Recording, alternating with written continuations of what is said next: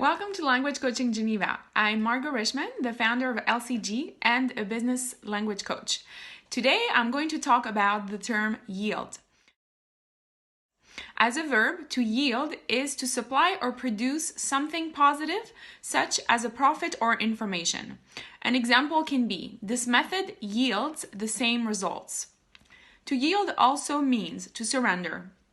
For instance, the Western powers now yielded when they should have resisted.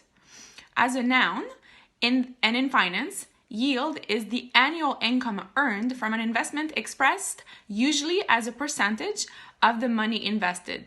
For example, investors in the new business should carefully consider that the yield expected in the first 5 years of operation will be minimal at best.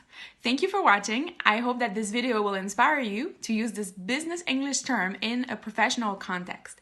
Check out our website and follow us on social medias.